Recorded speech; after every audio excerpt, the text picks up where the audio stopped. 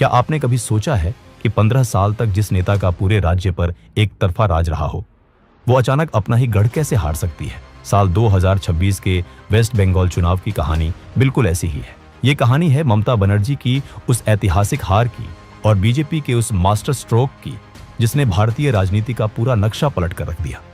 TMC की सरकार, जो कभी गरीबों और आम जनता की आवाज बनकर सत्ता में आई थी, अब भ्रष्टाचार, गुंडागर्दी और सिंडिकेट राज के दलदल में फंस चुकी थी। जनता बदलाव चाहती थी, लेकिन डर का माहौल इतना था कि कोई बोल नहीं पाता था। इसी बीच बीजेपी ने बंगाल में जीत हासिल करने के लिए एकदम पक्की और जबरदस्त प्लानिंग की। उन्होंने सिर्फ रैलियों में भाषण नहीं दिए, बल्कि आरएसएस के साथ मिलकर मजबूत प्लानिंग तैयार किया और युवाओं को तरक्की वाले बंगाल का सपना दिखाया। बात तब और बिगड़ गई जब सुप्रीम कोर्ट और इलेक्शन कमीशन को खुद दखल देना पड़ा। फर्जी वोट रोकने के लिए वोटर लिस्ट से 90 लाख नाम काटे गए और पूरे राज्य में बहुत भारी संख्या में पुलिस तैनात कर दी गई। ये कहानी उसी महाचुनाव की है जब 4 मई 2026 को नतीजे आए और पिछले 15 सालों से लगातार राज कर रही सरकार बुरी तरह से गिर गई। आइए जानते हैं कि बंगाल के इस चुनाव में इतना बड़ा बदलाव कैसे हुआ और सरकार कैसे पलट गई।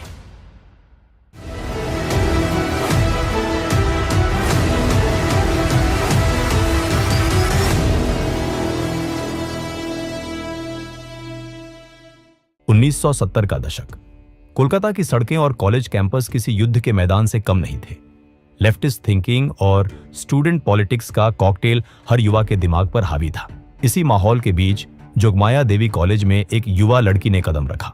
उस लड़की के पास ना तो कोई बड़ा राजनीतिक बैकग्राउंड था और ना ही किसी बड़े नेता का हाथ। उसके पास सिर्फ एक चीज थी, सिस्टम से लड़ने की एक जिद। उसने इंडियन नेशनल कांग्रेस के स्टूडेंट विंग, स्टूडेंट काउंसिल की कमान संभाली और देखते ही देखते कम्युनिस्ट बैक्ड स्टूडेंट ऑर्गेनाइजेशंस को घुटनों पर ला दिया।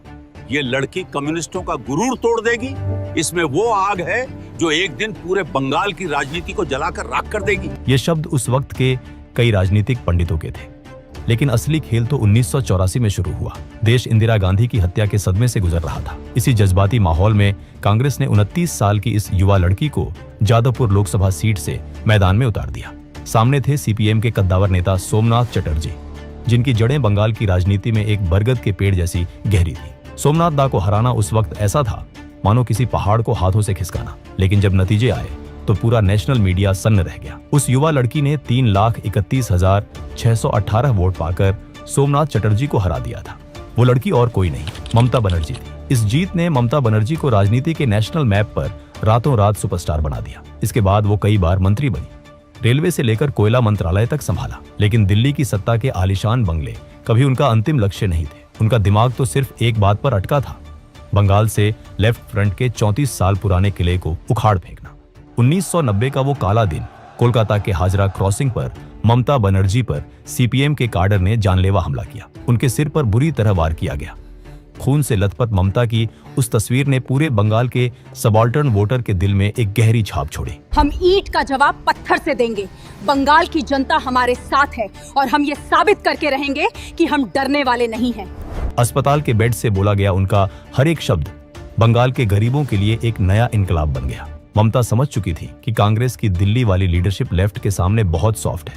इसलिए 1998 में उन्होंने एक बहुत बड़ा रिस्क लिया और अपनी खुद की पार्टी बनाई, all India Trinamool Congress, TMC.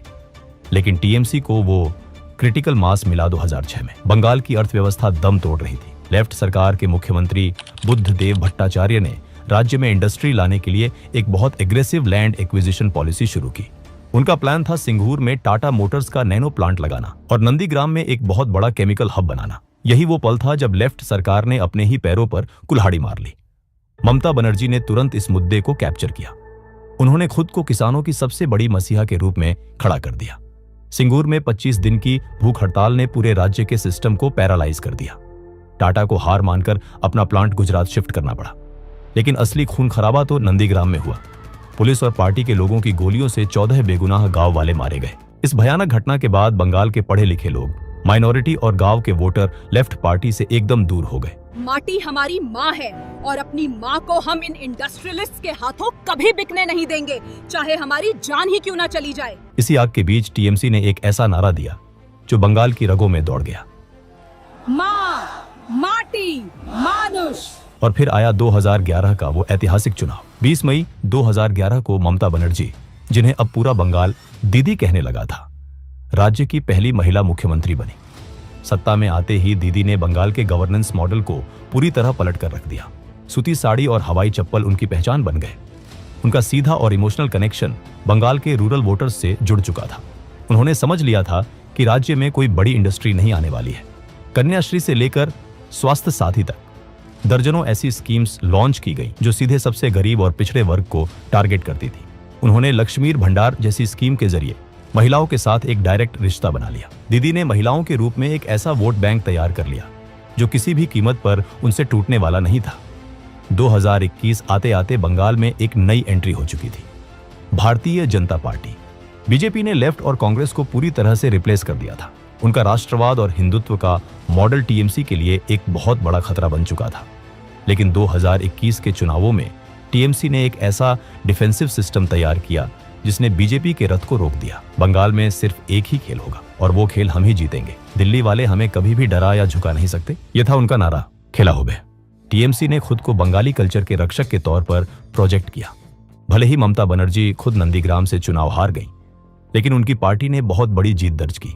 दीदी ने अपना तीसरा टर्म तो शुरू कर लिया, लेकिन इस तीसरे टर्म की नींव पहले दिन से ही दरकने लगी थी। इसकी सबसे बड़ी वजह बनी कोविड महामारी। जब बंगाल की जनता अस्पतालों के बाहर ऑक्सीजन और बेड के लिए तड़प रही थी, तब प्रशासन का पूरा ध्यान श्मशानों की हकीकत को फाइलों में दफन करने पर था। सरकार पर गंभीर आरोप लगे कि वो अपनी पॉलिटिकल इमेज बचाने के लिए जानबूझकर कोरोना से होने वाली मौतों के असली आंकड़े छिपा रही है। अस्पतालों की खौफनाक सच्चाई दुनिया के सामने न आए, इसके लिए मरीजों और डॉक्टरों के मोबाइल फोन इस्तेमाल करने पर भी बैन लगा दिया गया। विपक्षी दल, एक्टिविस्ट या कोई भी आम नागरिक जिसने सरकार से सवाल पूछने की हिम्मत की, उसे पुलिस की लाठियों और फर्जी मुकदमों का सामना करना पड़ा। ऑपोजिशन के नेताओं पर फेक न्यूज फैलाने के आरोप में तुरंत एफआईआर दर्ज की गई। इसने ममता बनर्जी के उस रक्षक वाले इमेज को तार तार कर दिया, जिसके दम पर उन्होंने बंगाल का दिल जीता था। 2021 के बाद टीएमसी के गवर्नेंस मॉडल की कमियां दिखने लगी। जो सिस्टम गांव-गांव में वेलफेयर स्कीम्स पहुंचाता था, वो अब एक बहुत बड़े एक्सटॉर्शन रैकेट में बदल चुका था। पंचायत से लेकर म्यूनिसिपल लेवल तक हर सरकारी काम में लोकल नेताओं का कमीशन फिक्स था। बिजनेस करना नामुमकिन हो गया और अर्बन मिडिल क्लास पूरी तरह से फ्रस्ट्रेट हो चुका था। लेकिन टीएमसी की बर्बादी का सबसे बड़ा कारण बना एसएससी नौकरी घोटाला। स्टेट एजुकेशन सेक्टर में मेरिट को किनारे रखकर हजारों टीचिंग और नॉन टीचिंग जॉब्स उन लोगों को बेच दी गई जिन्होंने इसके लिए लाखों की रिश्वत दी थी। जब ईडी ने जांच शुरू की तो एजुकेशन मिनिस्टर पार्थ चटर्जी और उनके करीबियों के घरों से नोटों के पहाड़ निकले। टीएमसी ने पार्थ चटर्जी को पार्टी से निकालकर डैमेज कंट्रोल की कोशिश की, लेकिन तब तक बहुत देर हो चुकी थी। अप्रैल 2024 में कलकत्ता हाई कोर्ट ने 23,123 टीचर्स और नॉन टीचिंग स्टाफ की नौकरियां पूरी तरह रद्द कर दी। सरकार सुप्रीम कोर्ट भागी, लेकिन अप्रैल 2025 में चीफ जस्टिस संजीव खन्ना की बेंच ने भी हाईकोर्ट के फैसले को बरकरार रखा और 25,753 नौकरियां खत्म कर दी। सुप्रीम कोर्ट ने साफ कहा कि इस पूरे सिलेक्शन प्रोसेस में इतना बड़ा फ्रॉड हुआ है कि इसकी इंटीग्रिटी ही खत्म हो चुकी है। ममता बनर्जी ने इस फैसले को गलत तो बताया, लेकिन लोगों का उन पर से भरोसा पूरी तरह खत्म हो चुका था। जब एक के बाद एक घोटाले सामने आने लगे और नेता गिरफ्तार होने लगे, तो टीएमसी ने बचाव के लिए अपना पुराना हथियार निकाला। उन्होंने पूरे देश में ये नैरेटिव सेट करना शुरू कर दिया कि ईडी और सीबीआई की ये रेड सेंट्रल गवर्नमेंट का राजनीतिक बदला है। उनका ये डिफेंस शायद जनता के बीच थोड़ा काम कर भी जाता, लेकिन तभी सरकार से एक बहुत बड़ी चूक हो गई। जब ईडी की टीम अपना काम करने पहुंची तो बंगाल पुलिस ने कानून का साथ देने के बजाय जांच एजेंसियों का रास्ता रोक लिया और उनके काम में सीधी रुकावट डाली। जब यह मामला सुप्रीम कोर्ट पहुंचा तो अदालत का गुस्सा 7वें आसमान पर था। कोर्ट ने ममता सरकार और स्टेट पुलिस को कड़ी फटकार लगाते हुए साफ कहा कि प्रशासन का ये अड़ियल रवैया डेमोक्रेसी को खतरे में डाल रहा है।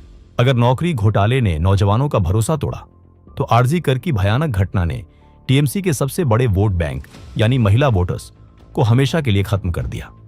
संदेशखाली गांव के इलाके में टीएमसी के लोकल गुंडों पर महिलाओं के साथ लगातार अत्याचार करने और उनकी जमीनें छीनने के बहुत ही गंभीर आरोप लगे। हद तो तब हो गई जब पुलिस कई हफ्तों तक मुख्य अपराधी को पकड़ ही नहीं पाई। इस घटना से ये एकदम साफ हो गया कि दीदी के राज में महिलाओं को सुरक्षा मिलने की बात सिर्फ एक धोखा है। लेकिन पूरे बंगाल की रूह तब कांप गई जब कोलकाता के सरकारी आरजी कर मेडिकल कॉलेज में ड्यूटी पर मौजूद एक महिला ट्रेनी डॉक्टर का रेप और मर्डर हुआ। इस घटना ने पूरे देश को झकझोर कर रख दिया। शुरू में सरकार ने इस पूरे मामले को बहुत हल्के में लिया और अस्पताल के ताकतवर लोगों को बचाने की कोशिश की। इससे जनता का गुस्सा फूट पड़ा और सड़कों पर एक बहुत बड़ा आंदोलन खड़ा हो गया। इसी गुस्से को भुनाने के लिए बीजेपी ने एक बहुत ही इमोशनल मास्टर स्ट्रोक खेला। उन्होंने पानीहाटी सीट से आरजी कर की पीड़िता की मां को अपना उम्मीदवार बना दिया। जैसे जैसे 2026 के चुनाव नजदीक आए, election commission of India (ECI) ने एक ऐसा कदम उठाया जिसने पूरे बंगाल में पैनिक बटन दबा दिया। इस कदम का नाम था स्पेशल इंटेंसिव रिवीजन (SIR). संविधान के आर्टिकल 324 के तहत ECI ने वोटर लिस्ट सही करने के लिए घर घर जाकर चेकिंग शुरू कर दी। मकसद था मरे हुए, शिफ्ट हो चुके और गैर नागरिक वोटर्स को लिस्ट से हटाना। लेकिन इसका रिजल्ट बहुत ही शॉकिंग था। बंगाल से करीब 90 लाख वोटर्स के नाम काट दिए गए।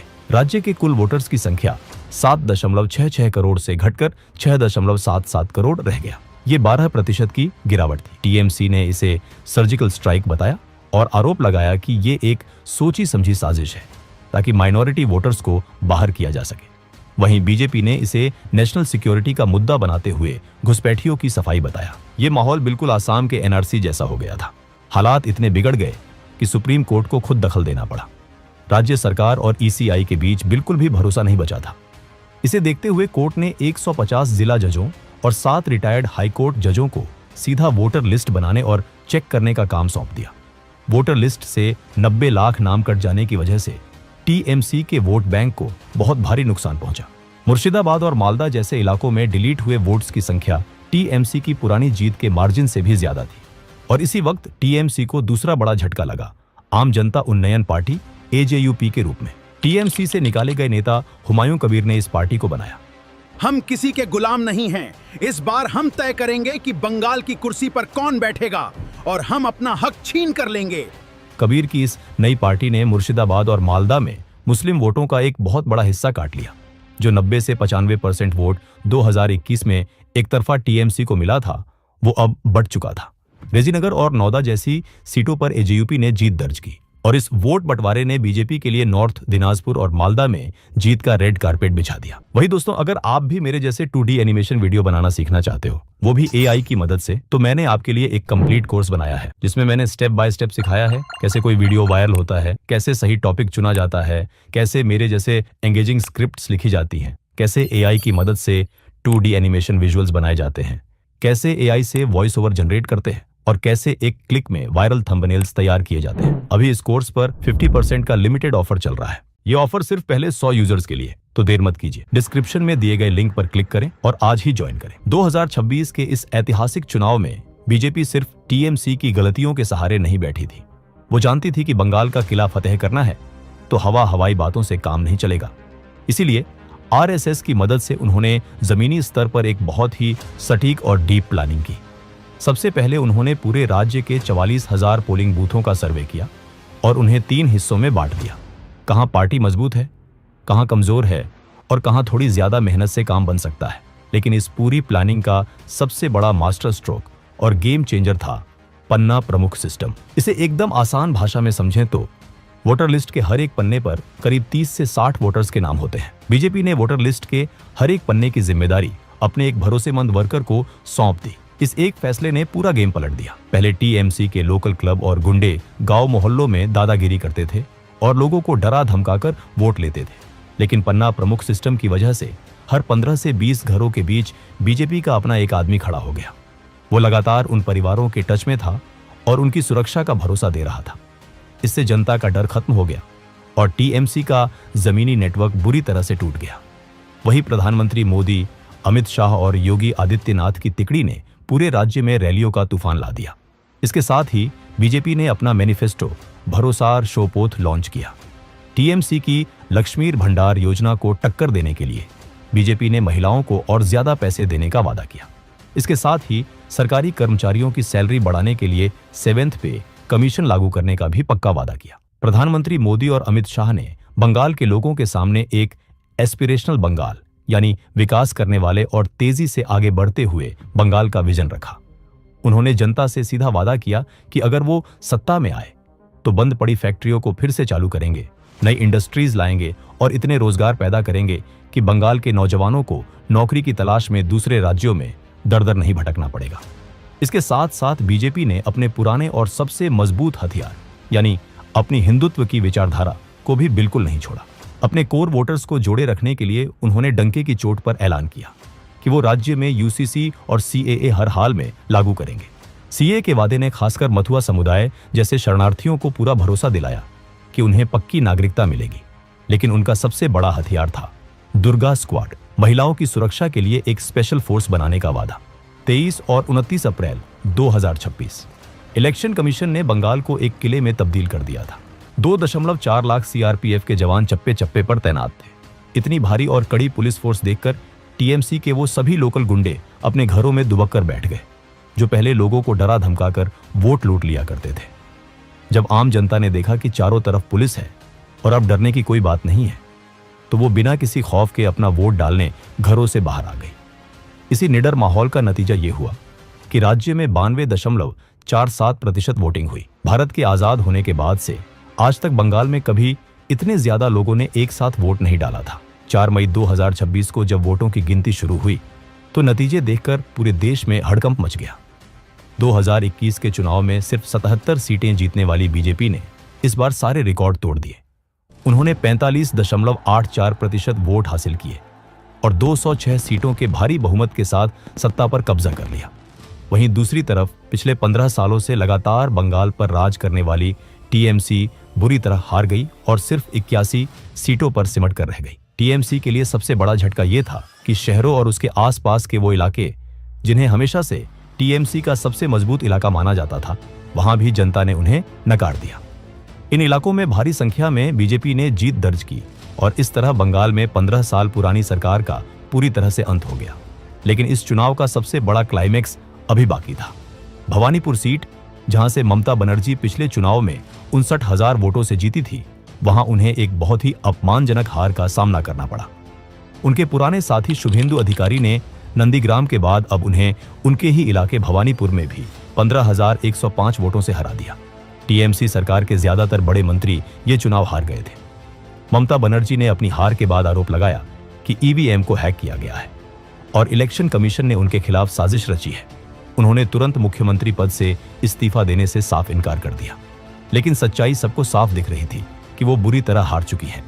2026 के इन चुनावों में केरल में कांग्रेस ने लेफ्ट पार्टियों का सुपड़ा साफ कर दिया था और तमिलनाडु में एक्टर विजय की पार्टी ने वहां की पुरानी राजनीति की जड़ें हिला दी थी। लेकिन इन सब के बावजूद बंगाल में बीजेपी की ये भारी जीत 2026 की सबसे बड़ी और ऐतिहासिक राजनीतिक कामयाबी थी।